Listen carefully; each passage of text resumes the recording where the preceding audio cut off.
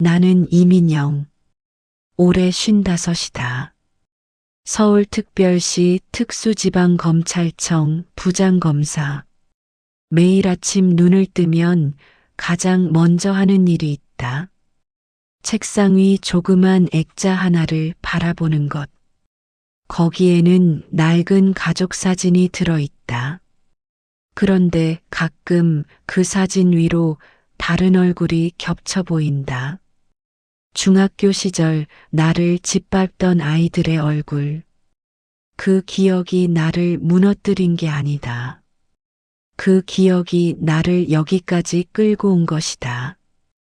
복수는 날카로운 칼이 아니라 오랜 세월 갈고 닦은 실력으로 완성된다. 1989년 나는 서울 변두리 중학교 2학년이었다. 아버지는 막노동을 뛰셨고 어머니는 식당에서 아침부터 밤까지 일하셨다. 교복은 언니 것을 물려받아 소매가 짧았고 운동화는 흰색이 아니라 누런색이었다. 그 교실에 김미애가 있었다. 반에서 제일 예쁘고 아버지가 의사인 반장. 항상 새 운동화를 신고 왔다. 어느 날 아침 미애가 내 자리 앞을 지나치다가 멈췄다. 야, 이민영. 그 운동화 언제 빤 거야? 반 전체가 냄새나잖아. 반 아이들이 웃음을 터뜨렸다. 나는 책상 아래로 발을 집어넣었다. 그게 시작이었다. 미애는 매일 새로운 방식으로 나를 건드렸다. 급식 줄에서 밀치고 청소 구역을 내 것으로 슬쩍 바꾸고 내 일기장을 친구들한테 돌려 읽혔다. 하루는 점심 도시락을 가져왔는데 미애가 실수로 자기 국그릇을 엎었다. 뜨거운 국물이 내 도시락 위로 쏟아졌다. 어머, 미안 근데 어차피 보리밥이잖아. 우리 개도 저건 안 먹던데. 미애는 웃으며 지나쳤다. 나는 빈 도시락통을 들고 화장실 칸에 들어가 한참을 울었다. 그리고 나온 뒤 수업 시간에 수학 문제집을 펼쳤다. 그게 내 유일한 복수였다. 공부. 그 지옥 같은 날들에 딱 한 명, 박수진이 있었다. 조용하고 눈이 맑은 아이. 수진이는 매일 도시락을 2배씩 싸왔다. 영아, 나 오늘 너무 많이 쌌어. 같이 먹자. 나중에 알고 보니 수진이 어머니가 일부러 더 싸주신 것이었다. 수진이 덕분에 나는 14살을 버텼다. 언젠가 나 성공해서 봐라. 너희들 후회하게 만들 거야. 그 다짐 하나를 가슴에 품고 나는 그 시절을 넘겼다. 그때 나는 결심했다. 이 세상에서 제일 무서운 사람이 되겠다고. 칼을 든 사람 말고 법을 든 사람으로. 35년이 흘렀다. 나는 사법고시에 합격하기까지 3번 떨어졌다. 고시원 반지하 방에서 겨울에 전기장판 하나로 버텼다. 4번째 시험날 아침, 나는 그 낡은 운동화를 떠올렸다. 합격했다. 평검사 14년, 부부장 3년. 그리고 지금 서울특수지검 부장검사. 내 이름 석자, 이민영을 법조계에서 모르는 사람이 없다. 대기업 비리, 국회의원 뇌물, 병원 조직 비리 나는 가리지 않았다. 약자 편에 서는 것. 그게 내가 검사가 된 이유였으니까. 어느 날 아침 팀장 검사가 집무실 문을 두드렸다. 부장님, 이번 국회의원 K영장 청구 서류 검토 완료됐습니다. 증거 보강 부분 한 번 더. 판사 설득 못하면 의미 없어. 이것이 나의 일상이다. 그리고 그 일상에 아무도 예상 못했던 균열이 생긴 건 중학교 동창회 초대장 한 장 때문이었다.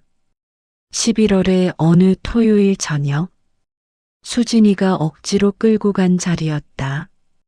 사실 초대장을 받았을 때 나는 바로 서랍 안에 집어넣었다. 볼 것도 없었다. 35년 만에 동창회. 가고 싶은 마음이 눈곱만큼도 없었다. 나는 그 시절을 추억하고 싶은 사람이 아니었으니까. 그 시절은 내게 그리운 기억이 아니라 이를 악물고 넘어온 전쟁터였다. 그런데 수진이가 전화를 했다. 영아, 35년인데 한 번만 나와. 나도 같이 있을게. 수진이 목소리에는 늘 이상한 힘이 있었다. 중학교 때도 그랬다. 그 목소리 하나에 나는 결국 도시락을 같이 먹었고 그 목소리 하나에 나는 울다가도 웃었다. 그리고 35년이 지난 지금도 그 목소리 하나에 나는 옷장 앞에 서 있었다. 나는 단정한 네이비 재킷을 골랐다. 그리고 습관처럼 배지를 꺼내 달려다가 잠시 멈췄다. 생각해보니 굳이 달 필요가 없었다. 드러낼 필요 없다. 나는 그냥 동창회에 가는 중학교 동창 이민영이면 충분하다. 배지는 조용히 재킷 안쪽 주머니에 눌러 넣었다. 차갑고 단단한 감촉이 손끝에 닿았다가 사라졌다. 택시 안에서 수진이가 물었다. 떨려? 아니, 나는 떨려. 나는 피식 웃었다. 정작 당사자는 멀쩡한데 옆에서 수진이가 더 긴장해 있었다. 이 친구는 35년 전에도 그랬다. 미의 무리가 나를 건드릴 때마다 정작 나보다 수진이 손이 더 떨렸다. 걱정하지 마.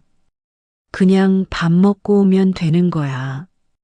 수진이가 내 팔을 꼭 잡았다. 아무 말도 하지 않았다. 그냥 잡고 있었다. 호텔 연회장 입구에 들어서는 순간 나는 본능적으로 멈칫했다. 공기가 달랐다. 샹들리에 불빛, 와인 향, 향수 냄새가 뒤섞인 그 공기. 50대 중반이 된 동창들이 삼삼오오 모여 웃고 떠들었다. 세월이 얼굴에 내려앉은 사람들.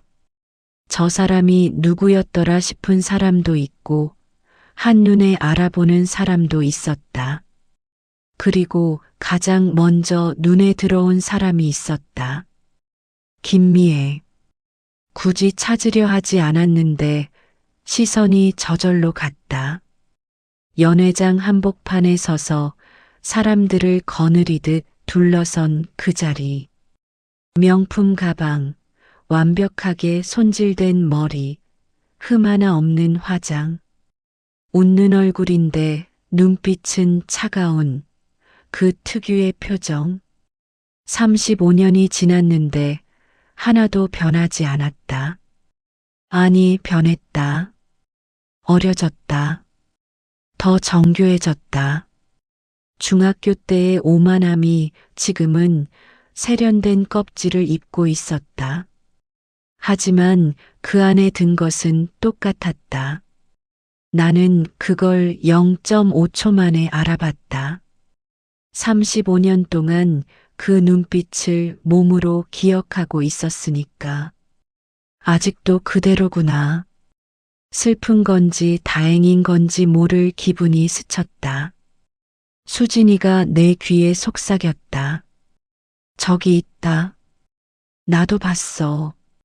어떡할 거야? 아무것도 안 해. 그냥 밥 먹는 거야. 그런데 미애가 먼저 왔다. 내가 자리를 찾아 앉으려는 찰나 발소리가 들렸다. 또각또각 힐소리. 그리고 내 앞에 그림자가 졌다. 어머. 나는 고개를 들었다. 미애가 나를 위아래로 훑었다. 딱 0.5초. 그 짧은 순간에 내 옷, 가방, 신발을 전부 스캔하는 눈빛. 예전에도 그랬다. 나를 볼 때마다 먼저 무엇을 입었는지 봤다. 그리고 그 결과에 따라 말투가 달라졌다. 결과가 나온 모양이었다. 이민영이잖아. 오랜만이다. 근데 그 옷 어디서 샀어? 아직도 소박하게 입는구나. 소박하게. 그 단어를 참 좋아한다. 이 사람은 싸구려라고 말하고 싶은데 직접 말하기는 좀 그러니까 소박하다고 포장하는 것. 중학교 때부터 써온 수법이었다. 주변에 서 있던 동창 두세 명이 어색하게 웃었다. 나는 그냥 미소를 지었다. 딱히 할 말이 없어서가 아니었다. 이 상황에서 가장 우아한 대응이 미소라는 걸 알고 있었으니까.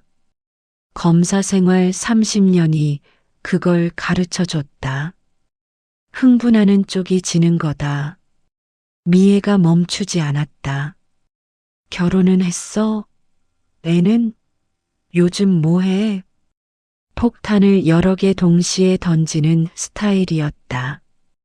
결혼, 아이, 직업. 50대 여자들이 가장 예민하게 반응하는 세 가지를 한꺼번에. 어느 하나에서 무너지면 그걸 파고드는 것이다. 잘 지냈어, 미애야. 나는 질문에 대답하지 않았다. 미애의 눈썹이 아주 미세하게 올라갔다. 기대했던 반응이 아니었던 거다. 당황하거나 쩔쩔매거나 아니면 반대로 발끈하거나 그 셋 중 하나를 원했을 텐데 내가 그냥 웃으며 지나가 버리니 뭔가 허공을 친 기분이었겠지. 아직 때가 아니었으니까. 나는 그냥 자리를 찾아 앉았다. 동창회는 시간이 지나면서 풀렸다. 와인이 돌고 이야기가 오가고 웃음소리가 커졌다. 나는 수진이 옆에 앉아서 다른 동창들과 소소하게 이야기를 나눴다. 진짜 오랜만에 보는 얼굴들. 세월이 묻어 있었다. 반가운 얼굴들이었다. 그러다가 또각또각 발소리가 들렸다. 나는 속으로 생각했다. 또 왔구나. 미애가 다시 내 옆으로 왔다. 이번엔 와인 잔을 손에 들고 있었다. 약간 취한 척하는 건지 실제로 취한 건지 모를 눈빛으로. 하지만 나는 알고 있었다. 저 눈빛은 취한 게 아니었다. 아까부터 나를 계속 보고 있었던 것이다. 내가 별 반응을 안 하니까 다시 온 거였다. 민영아, 우리 옛날 생각난다. 목소리가 한층 친근해졌다. 이럴 때 조심해야 한다. 미애가 친근하게 굴 때는 반드시 다음 수가 있었다. 근데 넌 그때나 지금이나 좀 평범하지 않니? 나왔다. 나는 대학병원 수간호사거든. 승진도 하고 잘 나가. 우리과 교수님이 항상 나한테 의지한다니까. 과시였다. 나를 누르기 위한 과시. 자기 이야기를 하는 척하면서 사실은 나를 평범하다고 못 박아두는 것. 아직도 이걸 하고 있구나. 나는 와인 잔을 들어 한 모금 마셨다. 그 순간이었다. 미애의 손목이 비틀렸다. 처음엔 진짜 실수인 줄 알았다. 그런데 아니었다. 손목이 비틀리는 각도가, 와인이 쏟아지는 방향이 너무 정확했다. 35년 전 도시락에 국을 엎던 그 손목과 똑같은 각도였다. 붉은 와인이 포물선을 그리며 날아왔다. 내 크림색 블라우스 위에 천천히 넓게 번졌다. 차가웠다. 그리고 다음 순간 뜨거웠다. 와인이 아니라 35년 전 기억이 올라오는 열기였다. 어머, 손이 미끄러졌네. 미안해. 미애가 손으로 입을 가리며 말했다. 하지만 그 눈은 웃고 있었다. 나는 그걸 봤다. 분명히 봤다. 근데 그 옷, 싸구려지? 쉽게 사면 되겠다. 좌중이 조용해졌다. 방금까지 웃고 떠들던 사람들이 일제히 입을 다물었다. 분위기가 차갑게 가라앉았다. 눈치 있는 사람들은 시선을 피했고, 눈치 없는 사람들은 나와 미애를 번갈아 봤다. 나는 천천히 냅킨을 들었다. 서두르지 않았다. 손이 떨리지도 않았다. 블라우스에 번진 와인을 툭툭 눌러 닦으면서 나는 딱 한 가지 생각을 했다. 35년 전이랑 똑같은 방식을 쓰는구나. 그리고 다음 생각이 뒤따라왔다. 그럼 나도 35년 전과는 다른 방식으로 답하면 되겠네. 나는 고개를 들어 수진을 봤다. 수진은 이미 나를 보고 있었다. 미애를 향해 뭔가 말하려고 입술을 달싹이고 있었다. 내가 눈으로 말했다. 괜찮아. 내가 할게. 수진의 눈이 말하고 있었다. 영아, 이제야 35년 기다렸잖아. 나는 냅킨을 내려놓았다. 그리고 천천히 자리에서 일어섰다. 나는 조용히 자리에서 일어났다. 천천히, 아주 천천히. 서두를 이유가 없었다. 35년을 기다렸는데 몇 초가 뭐가 대수겠나. 재킷 안쪽으로 손을 넣었다. 손끝에 차갑고 단단한 금속이 닿았다. 매일 아침 달고 매일 저녁 떼어내는 그것. 내 삶 전체가 담긴 물건. 배지를 꺼내 테이블 위에 살짝 올려놓았다. 샹들리에 빛이 금빛 검사 배지 위에서 조용히 번쩍였다. 누군가 숨을 들이켰다. 그 소리가 들릴 만큼 연회장이 조용해졌다. 미애의 시선이 배지에 꽂혔다. 그 눈이 천천히 커졌다. 립스틱을 완벽하게 바른 입술이 미세하게 떨렸다. 나는 미애를 똑바로 바라봤다. 미애야. 내 목소리는 놀랍도록 차분했다. 화가 나지 않았다. 떨리지도 않았다. 그냥 35년 묵은 문장 하나가 입 밖으로 나오는 것뿐이었다. 나 이민영. 서울특별시 특수지방검찰청 부장검사야. 연회장이 얼어붙었다. 와인 잔을 들고 있던 손들이 모두 멈췄다. 누군가 포크를 내려놓는 소리가 유난히 크게 들렸다. 미애의 얼굴에서 혈색이 빠져나갔다. 조금 전까지 반들거리던 그 얼굴이 순식간에 창백한 종이장이 됐다. 나는 계속했다. 35년 동안 나 열심히 살았어.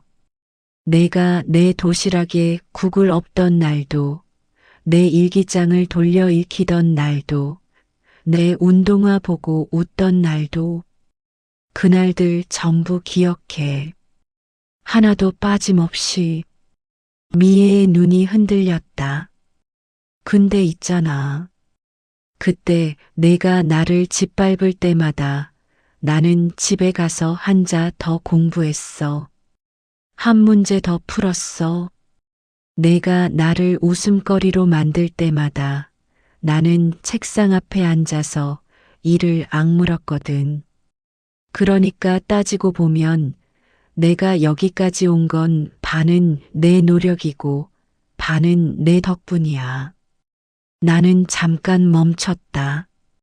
원망? 없어. 진짜로. 오히려 고마워. 내 덕분에 내가 더 독해졌으니까. 정적이 흘렀다.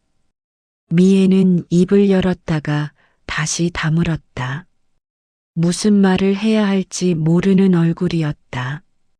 35년간 그 누구에게도 제대로 된 반격을 받아본 적 없는 사람의 얼굴. 항상 자기가 칼을 쥐고 있었기 때문에 칼을 받아보는 게 어떤 건지 몰랐던 사람.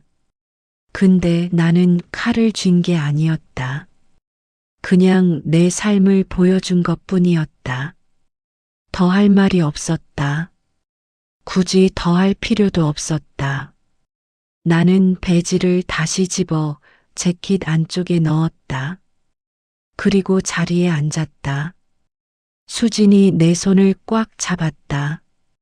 수진의 손이 살짝 떨리고 있었다. 참고 있었던 거다. 이 친구도. 그때 누군가 박수를 쳤다. 한 명이었다. 구석 자리에 앉아있던 동창 하나. 그러자 옆 사람이 따라쳤다. 그 옆 사람도, 또 옆 사람도. 나는 웃지 않았다. 그냥 와인 잔을 들어 한 모금 마셨다. 아까 미애가 쏟고 남은 와인이었다. 미애는 아무 말 못하고 핸드백을 집어들었다. 그리고 총총 걸음으로 자리를 피했다. 누군가의 시선도 받지 못하면서 고개를 숙인 채로 나는 그 뒷모습을 바라봤다. 이상하게도 슬펐다. 통쾌함? 물론 있었다. 35년 묵은 무언가가 가슴속에서 툭 떨어져 나가는 느낌. 그게 없었다면 거짓말이다. 그런데 그것보다 더 크게 밀려온 건 묘한 불쌍함이었다. 저 사람은 35년이 지나도 달라진 게 없구나. 여전히 사람을 위아래로 나누고 여전히 약한 사람을 밟아야 자기가 올라선 기분이 드는 사람. 그게 얼마나 공허한 삶인지 저 사람은 알까? 명품 가방을 들어도 대학병원 수간호사 자리에 올라도 속은 아직도 그 시절 교실에 머물러 있는 사람. 나는 조용히 잔을 내려놓았다. 불쌍하다, 미애야.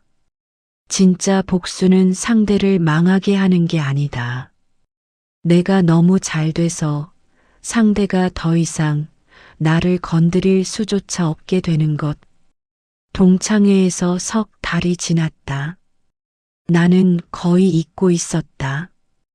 원래 내 일상으로 돌아갔으니까. 2월의 어느 아침 비서가 노크를 했다. 부장님, 찾아오신 분이 있어요. 사전 약속은 없는데 본인이 꼭 뵙고 싶다고 하셔서요. 누군데요? 김미애 씨라고 하세요. 나는 잠시 멈칫했다. 그리고 말했다. 들어오시라고 해요. 문이 열렸다. 거기 선 사람은 내가 알던 미애가 아니었다. 동창회의 명품 가방도 오만한 눈빛도 없었다.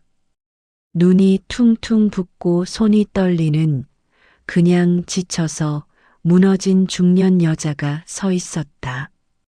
미애가 목소리를 겨우 짜냈다. 이민영. 아니, 검사님. 저 좀 도와주세요. 나는 아무 말하지 않고 의자를 권했다. 미애는 천천히 앉았다. 그리고 이야기를 시작했다. 미애는 수간호사였다. 서울 대형 대학병원 산부인과 수간호사. 25년을 그 자리까지 올라갔다. 미애도 나름 치열하게 살아온 것이었다.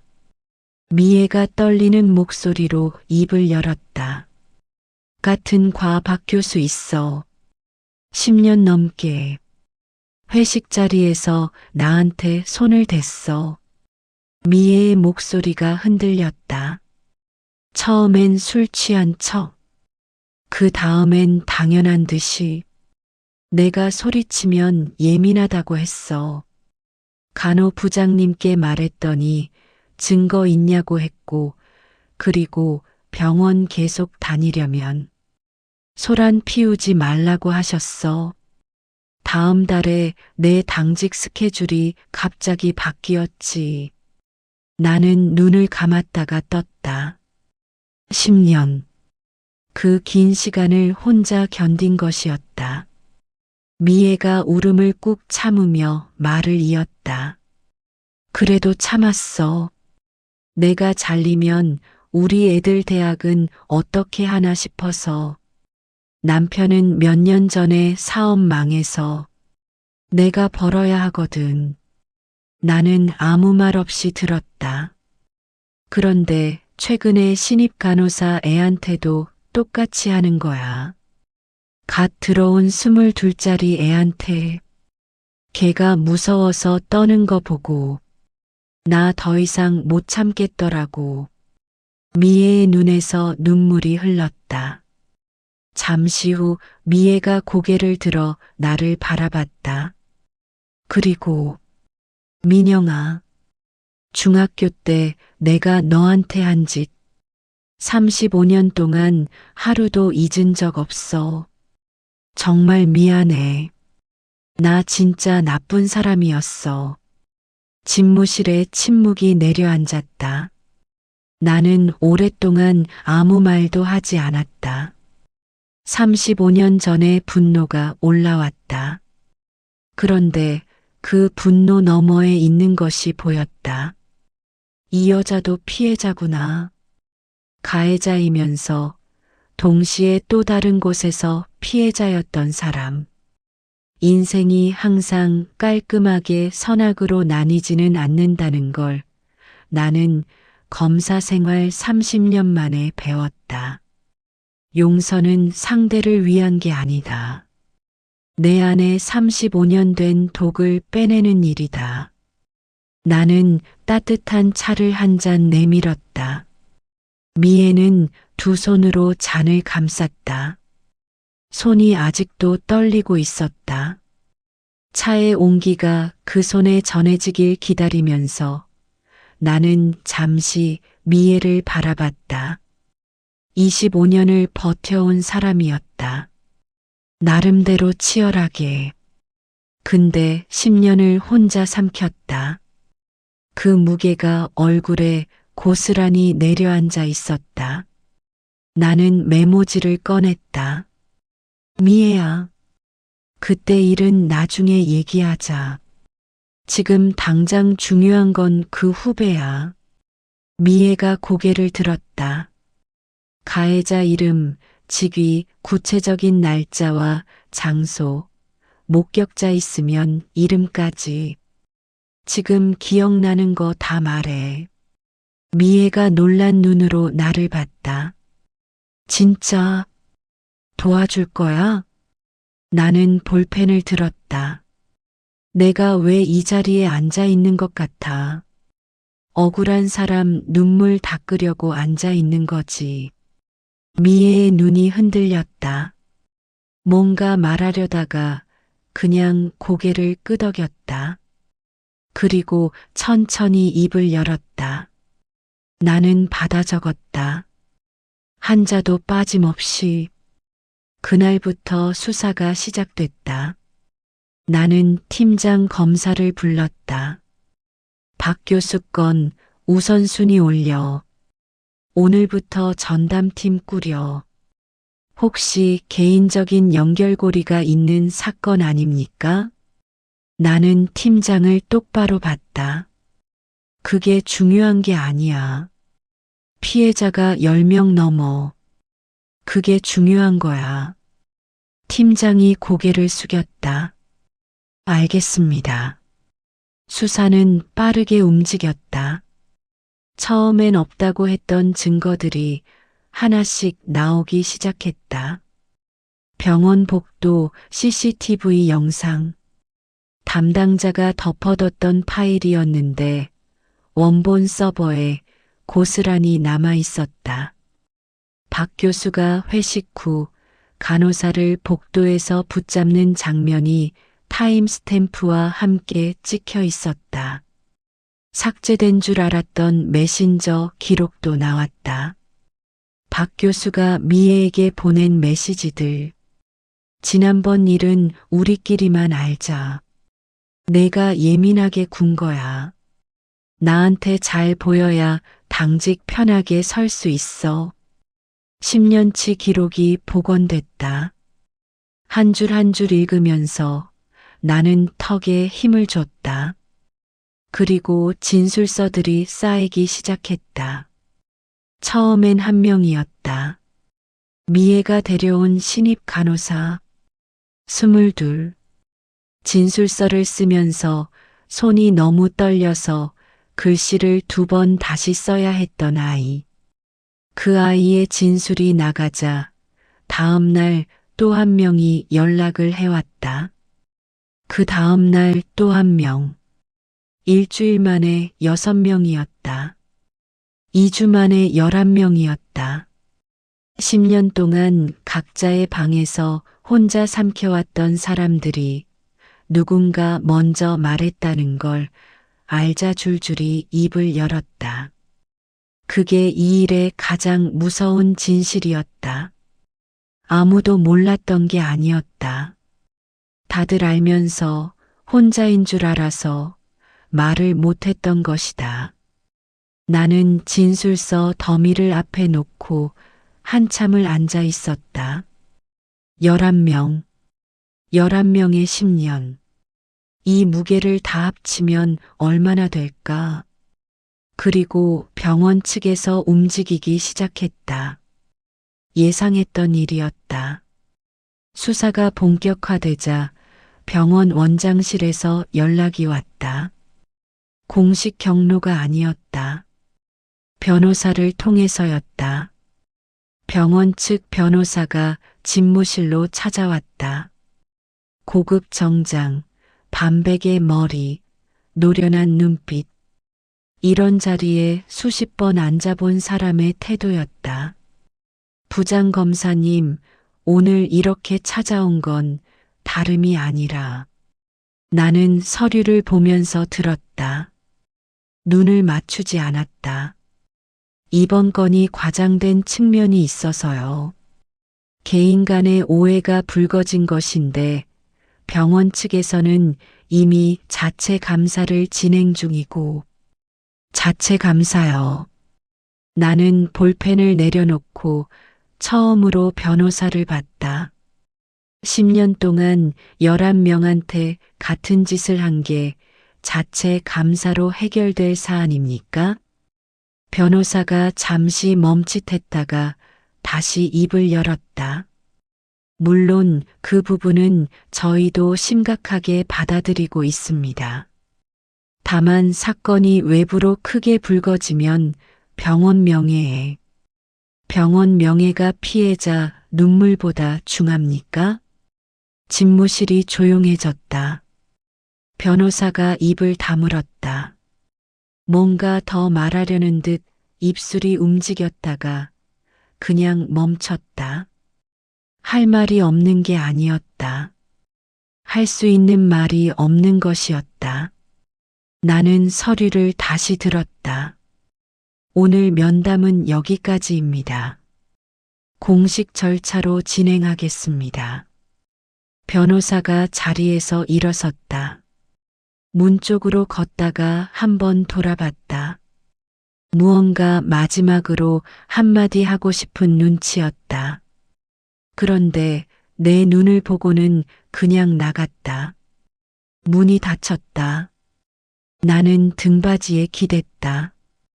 창밖으로 서울이 보였다. 늦가을 하늘이 낮게 깔려 있었다.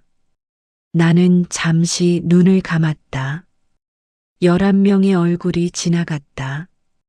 떨리는 손으로 진술서를 쓰던 22짜리 신입 간호사. 10년을 혼자 버텨온 미애. 각자의 방에서 각자 삼켜왔던 사람들. 조금만 기다려. 거의 다 왔어. 3주 뒤 법원에서 영장이 발부됐다. 박 교수는 그날 오전 병원 출근길에 체포됐다. 10년 넘게 하얀 가운을 걸치고 군림하던 사람이 수갑을 차고 호송차에 올랐다. 나는 그 자리에 없었다. 집무실에서 보고를 받았다. 팀장 검사가 문을 열고 들어와 짧게 말했다. 부장님, 박 교수 체포됐습니다. 수고했어요. 그게 전부였다. 나는 다시 서류를 펼쳤다. 다음 사건이 기다리고 있었다. 그런데 손이 잘 움직이지 않았다. 나는 잠시 볼펜을 내려놓고 창밖을 봤다. 10년의 침묵이 끝났다. 그 말이 가슴속에서 천천히 번졌다. 요란하지 않게, 그냥 조용히 깊게. 나는 숨을 한번 길게 내쉬었다. 그리고 다시 서류를 들었다. 판결이 내려진 날, 나는 오전 내내 서류를 봤다. 다음 사건, 또 다음 사건. 늘 하던 대로였다. 박 교수 사건은 끝났고 세상은 멈추지 않았다. 새로운 억울한 사람들이 늘 대기하고 있었다. 그게 내일이었다. 그런데 오후 2시쯤 수진이한테 문자가 왔다. 영아, 오늘 미애가 너 보고 싶다고 해. 나도 갈게. 병원 앞 카페 어때? 나는 잠시 화면을 바라봤다. 미애. 그 이름을 보는 느낌이 예전과 달랐다. 동창회 때도 집무실에 찾아왔을 때도 수사가 진행되는 동안에도 그 이름을 볼 때마다 가슴 한켠에 뭔가 불편한 덩어리가 있었는데 지금은 그냥 조금 피곤한 이름이었다. 나쁜 의미가 아니라 오래 짊어지고 다닌 짐처럼. 그래, 4시에 보자. 카페에 먼저 도착한 건 수진이었다. 내가 들어서자 수진이가 손을 흔들었다. 창가 자리. 11월의 낮은 햇살이 테이블 위에 길게 드리워져 있었다. 따뜻해 보이는 자리였다. 미애는 곧 온대. 나는 자리에 앉아 따뜻한 걸로 주문했다. 수진이와 나는 별말 없이 앉아 있었다. 굳이 말이 필요 없었다. 35년을 알고 지낸 사이는 침묵도 편했다. 10분쯤 지났을까? 문이 열렸다. 미애가 들어왔다. 처음엔 못 알아볼 뻔했다. 동창회 때의 미애가 아니었다. 집무실에 찾아왔을 때의 미애도 아니었다. 화장은 했지만 얇게. 명품 가방 대신 그냥 평범한 토트백. 머리는 단정하게 묶었고 옷은 수수했다. 그런데 이상하게 지금이 더 사람 같아 보였다. 미애가 우리를 발견하고 걸어왔다. 그리고 자리에 앉는 순간 눈물이 흘렀다. 말을 하려고 입을 열었는데 소리가 나오지 않았다. 그냥 눈물이 먼저 나왔다. 손으로 입을 막고 고개를 숙이고 어깨가 들썩였다. 소리 없이 우는 사람의 떨림이었다. 오래 참아온 사람의 울음이었다. 나는 아무 말도 하지 않았다. 수진이도 말이 없었다. 그냥 기다렸다. 미애가 울게 내버려뒀다. 35년 동안 울지 못했던 사람이 우는 거니까 빨리 그치라고 할 이유가 없었다. 한참이 지났다. 미애가 고개를 들었다. 눈이 빨갛게 부어 있었다. 화장이 번진 것도 닦지 않은 채로 나를 똑바로 봤다. 민영아, 고마워. 목소리가 갈라졌다. 그리고 정말 미안해. 35년 동안 미안하다고 못했어. 못한 게 아니라 안 한 거야. 피하고 싶었던 거야. 내가 한 짓을 인정하면 내가 너무 나쁜 사람이 되는 것 같아서. 미애가 손등으로 눈물을 닦았다. 근데 이번에 내가 나 도와주는 거 보면서 내가 얼마나 비겁하게 살았는지 알겠더라고. 너는 나한테 받은 게 하나도 없잖아. 근데 나를 도왔잖아. 나는 35년 동안 미안하다는 말도 못하면서 나는 테이블 위에 놓인 미애의 손을 봤다. 손이 떨리고 있었다. 이 손으로 얼마나 많은 환자를 돌봤을까. 이 손으로 25년을 버텼겠지.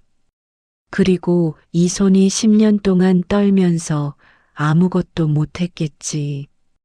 나는 그 손을 잡았다. 차가웠다. 그리고 작았다. 미애야, 이제 됐어. 미애가 고개를 들었다. 우리 둘 다 잘 살자. 그게 다야. 미애의 눈에서 눈물이 다시 흘렀다. 이번엔 다른 종류의 눈물인 것 같았다. 조금 전에 미안함의 눈물이 아니라 뭔가 내려놓는 눈물. 오래 들고 있던 걸 바닥에 내려놓을 때 나오는 그런 숨소리가 섞여 있었다. 그때 수진이가 천천히 손을 뻗었다.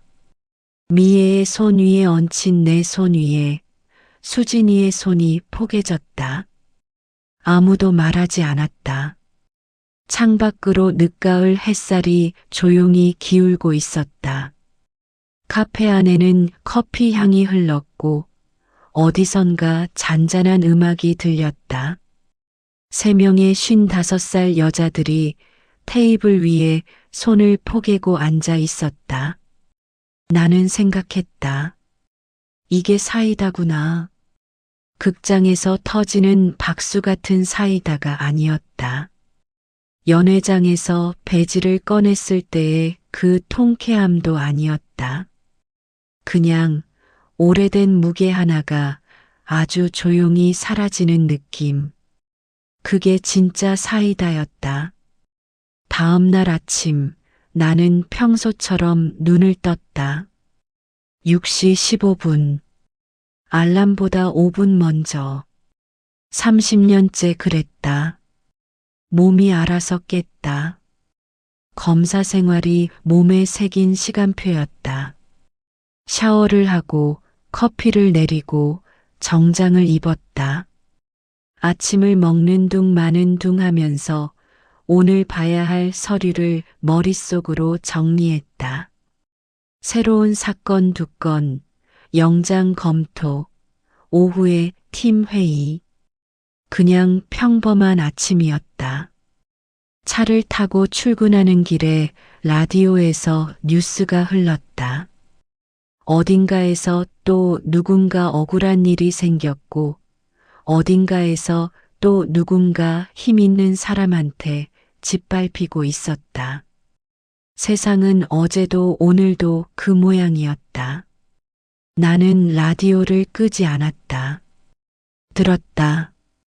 그게 내일이니까. 집무실에 들어서자마자 커피를 한 잔 더 탔다. 책상에 앉아서 서류를 펼치기 전에 습관처럼 액자를 봤다. 조그만 나무 액자. 책상 오른쪽 구석에 늘 있던 것. 거기엔 낡은 가족 사진이 들어있다. 아버지, 어머니, 언니, 그리고 어린 나. 아버지는 작업복 차림이고 어머니는 식당 앞치마를 두른 채로 찍은 사진이었다. 배경은 우리가 살던 반지하 집 앞 골목이었다. 부끄러운 사진이 아니었다. 한 번도 그런 적 없었다. 오히려 이 사진을 볼 때마다 힘이 났다. 저 두 분이 그 골목에서 버텨주셨기 때문에 내가 여기까지 온 것이니까. 그런데 오늘은 조금 달랐다. 액자를 보면서 나는 오랫동안 거기서 겹쳐 보이던 다른 얼굴을 떠올렸다. 미애의 얼굴. 중학교 때 나를 짓밟던 그 얼굴이 어느 순간부터 이 액자 위에 자꾸 겹쳐 보였다. 이상한 일이었다. 가족 사진을 보는데 왜 그 얼굴이 나오는지. 그런데 생각해보면 이상한 일이 아니었다. 그 시절이 나를 만들었고 그 시절의 중심에 미애가 있었으니까. 나는 그걸 미워하면서도 그걸 발판 삼아 여기까지 왔으니까. 오늘은 겹쳐 보이지 않았다. 그냥 가족 사진이었다. 아버지, 어머니, 언니, 그리고 어린 나. 나는 조용히 웃었다. 아무도 없는 집무실에서 혼자. 나는 이민영. 55살. 서울특별시 특수지방검찰청 부장검사. 중학교 때 왕따를 당했다. 도시락을 빼앗겼다. 운동화가 누렇다고 조롱당했다. 일기장이 돌려 익혔다. 화장실 칸 안에서 혼자 울었다. 그리고 그 모든 것이 나를 여기까지 끌고 왔다. 가끔 후배 검사들이 묻는다. 어떻게 하면 지치지 않냐고. 억울한 사람들 사건을 하루 종일 들여다보면 무너지지 않냐고. 나는 항상 같은 말을 했다.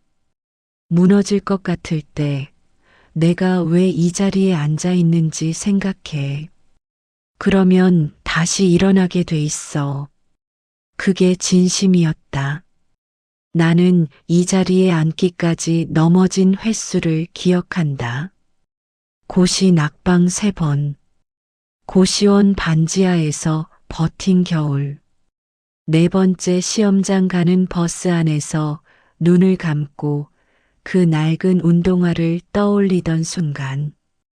떨어지면 그냥 포기하자고 생각했다가 다시 마음을 고쳐먹던 그 순간들. 그 시간들이 있었기 때문에 나는 진술서를 쓰면서 손을 떠는 22짜리 간호사를 볼 때 그냥 지나치지 못한다. 그 떨림이 어떤 건지 몸으로 알고 있으니까. 혼자라고 느끼는 게 얼마나 무거운지 알고 있으니까. 복수했냐고? 글쎄다. 솔직히 말하면 복수 같은 건 생각할 틈이 없었다. 사건이 너무 많았다. 억울한 사람이 너무 많았다. 나는 그냥 눈앞에 있는 사람의 눈물을 닦는 일을 했다. 오늘도, 어제도, 내일도. 그게 내 삶이었다. 그리고 어느 날 보니까 그게 결국 가장 완벽한 복수가 돼 있었다.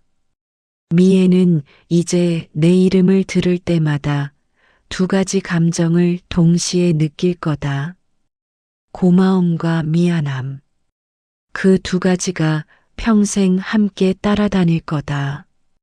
나를 짓밟았던 사람이 내 덕분에 살았다는 걸 평생 기억하면서 사는 것. 나는 그걸로 충분하다. 커피가 식었다. 나는 세 잔을 탔다. 그리고 서류를 펼쳤다. 오늘의 첫 번째 사건. 어딘가에서 또 누군가 억울하게 울고 있었다. 나는 볼펜을 들었다.